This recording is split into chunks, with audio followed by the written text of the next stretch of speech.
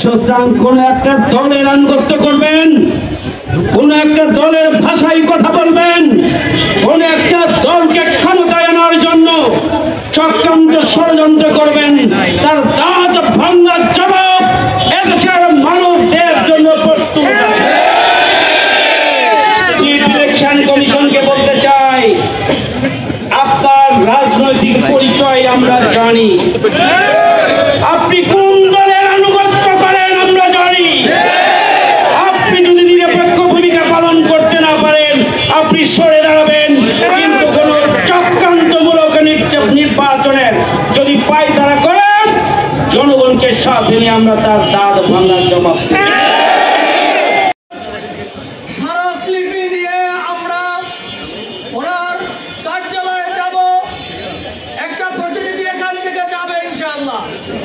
আমরা ভেবেছিলাম সাংবাদিকদের সামনে, জাতির সামনে এই স্মারকলিপি পড়ে শোনালো, যেহেতু অনেক গরম এবং অনেক ভাইয়েরা এখানে অধৈর্য হয়ে যাচ্ছেন, এজন্য সাংবাদিকদের কাছে আমাদের স্মারকলিপিগুলো ওনাদেরকে আমরা পৌঁছে দিব। ওনারা এখান থেকে স্মারকলিপি অনুযায়ী ওনাদের কার্যকর ভূমিকা পালন করবেন। আমরা নেমে আসার পরে স্মারকলিপি সম্পর্কে যে বক্তব্য আপনাদের সামনে আমরা তুলে ধরবো ইনশাআল্লাহ।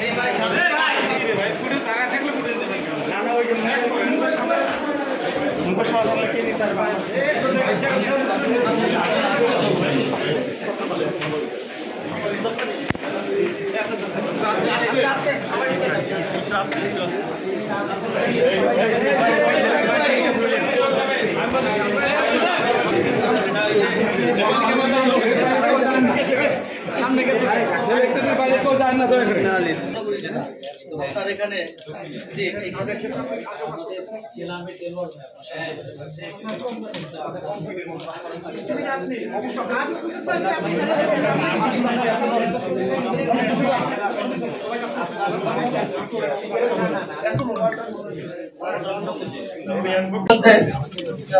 ঢাকা 2 আসনে ঢাকা জেলার প্রার্থী ইঞ্জিনিয়ার তৌফিক হাসান। এরপরে 3-এ হলো এই যে আমাদের শাহিনুল ইসলাম ভাই, নায়েবে আমির জেলার অধ্যক্ষ শাহিনুল ইসলাম ভাই 3-এর প্রার্থী। এরপরে 19-এ হলো আমাদের জেলা সেক্রেটারি আফজাল হোসেন, জেলা সেক্রেটারি 3-এর প্রার্থী। সবাই মিলে এই বঙ্গ রাষ্ট্রটিকে আবার থার্ড হচ্ছে যে আমরা খুনিরা, সন্ত্রাসীরা, গুম খুনের রোগীরা তাদের দৃশ্যমান বিচার হতে পারে, সেই প্রক্রিয়াটা চলমান।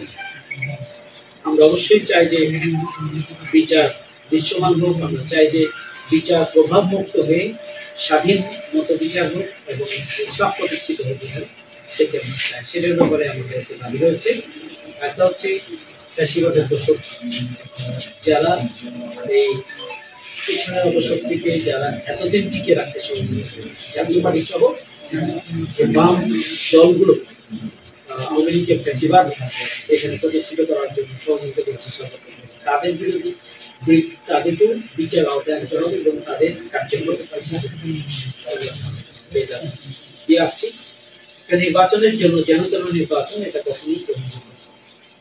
আমরা মনে করি যে এই জন্য এই জন্য আইন শৃঙ্খলা এবং দলীয় শাসনের নিরপেক্ষ ভূমিকা প্রয়োজন।